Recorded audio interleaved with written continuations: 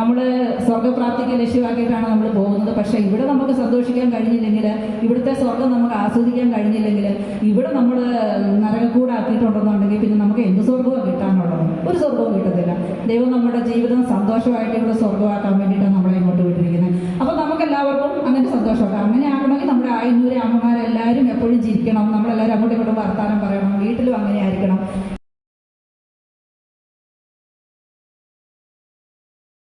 പദ്ധതി പൂർത്തിയാക്കാൻ വേണ്ടി സൃഷ്ടിക്കപ്പെട്ടവരാണ് എന്ന് എഫെസോസ് പുസ്തകത്തിൽ നമ്മൾ വായിക്കുന്നുണ്ട്.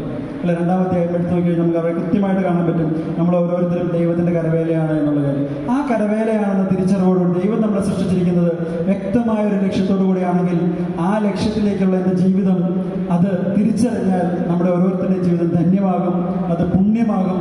ഓരോരുത്തർക്കും സ്നേഹത്തിൻ്റെയും സാഹോദര്യത്തിൻ്റെയും കൂട്ടായ്മയുടെയും വലിയ നന്മയുടെ കുടുംബങ്ങളുടെ ദീപ്തമായ വെളിച്ചമായിട്ട് പ്രകാശമായിട്ട് നമുക്ക് ഓരോരുത്തർക്കും മാറാൻ കഴിയും എന്നുറപ്പാണ്. നിങ്ങൾക്ക് എല്ലാവർക്കും വിശുദ്ധ മോണിക്ക പുണ്യവതിയുടെ തിരുനാളിൻ്റെ എല്ലാവിധ ആശംസകളും നേർന്നുകൊണ്ട് ഒരുപാട് സ്നേഹത്തോടെ സന്തോഷത്തോടെ എന്നെ ഇങ്ങോട്ട് ക്ഷണിച്ച പ്രിയപ്പെട്ട അച്ഛന് സ്നേഹപൂർവ്വം നന്ദി പറഞ്ഞുകൊണ്ട് നിർത്തട്ടെ. ദൈവം നമ്മളെല്ലാവരെയും സമർത്ഥമായിട്ട് അനുഗ്രഹിക്കും.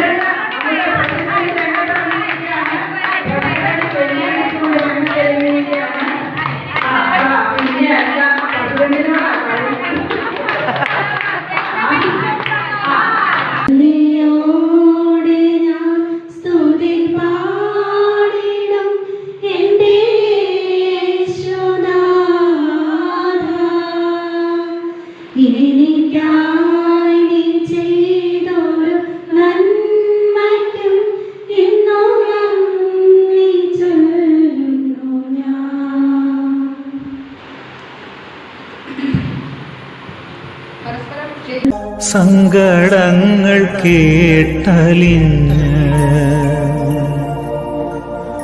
എന്നരികിലേക്കു വന്ന